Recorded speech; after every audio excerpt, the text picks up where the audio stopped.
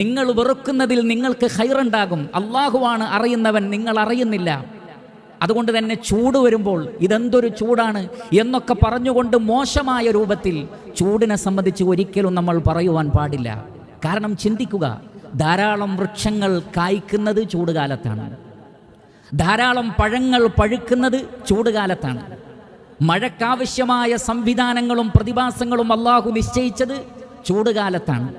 ഭൂമിയിൽ മനുഷ്യർക്ക് ഉപദ്രവമുണ്ടാക്കുന്ന ഒരുപാട് രോഗാണുക്കൾ നശിക്കുന്നത് ചൂടുകാലത്താണ്. അങ്ങനെ നമുക്ക് അറിയുന്നതും അറിയാത്തതുമായ ഒരുപാട് ഗുണങ്ങൾ ചൂടുകാലത്തുണ്ട്. അതുകൊണ്ട് തന്നെ ഒരിക്കലും തന്നെ ചൂടിനെയോ അല്ലെങ്കിൽ തണുപ്പിനെയോ അല്ലെങ്കിൽ മഴയെയോ നമ്മൾ കുറ്റം പറയാൻ പാടില്ല. ഖുദ്സിയായ ഹദീസിൽ കാണാം, അല്ലാഹു സുബ്ഹാനഹു വ തആല പറയുന്നു, യുദീനി ഇബ്നു ആദം യസുബ്ബു ദഹർ വ അന ദഹർ ബിയദിൽ അംർ ഉഖല്ലിബു ലൈല വന്നഹാർ. ആദമിന്റെ മക്കൾ എന്നെ ഉപദ്രവിക്കുന്നു. യുദീനി ഇബ്നു ആദം, ആദമിന്റെ മക്കൾ അഥവാ മനുഷ്യർ എന്നെ ഉപദ്രവിക്കുന്നു. നമുക്ക് അള്ളാഹുവിനെ ഉപദ്രവിക്കാൻ കഴിയില്ല എന്ന് പറഞ്ഞാൽ അള്ളാഹുവിന്റെ അനിഷ്ടമാണ് കാണിക്കുന്നത്. എന്താണ് കാരണം? യസുബ്ബു ദഹറ, അവർ കാലത്തെ ചീത്ത പറയുന്നു.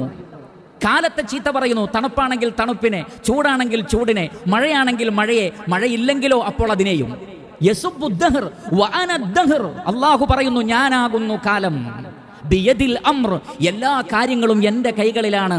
ഉഖല്ലിബുൽ ലൈല വന്നഹാർ, രാവിനെയും പകലിനെയും മാറ്റിമറിക്കുന്നത്, കാലാവസ്ഥാ വ്യത്യാസങ്ങൾ ഉണ്ടാകുന്നത് എല്ലാം എൻ്റെ തീരുമാനപ്രകാരമാണ്. അതുകൊണ്ട് കാലത്തെ ചീത്ത പറഞ്ഞ് നിങ്ങൾ എന്നെ ഉപദ്രവിക്കരുതെന്ന് അല്ലാഹു സുബ്ഹാനഹു വ തആല പറയുമ്പോൾ അതെത്രമാത്രം ഗൗരവമുള്ളതാണ് എന്ന് നമ്മൾ ചിന്തിക്കുക.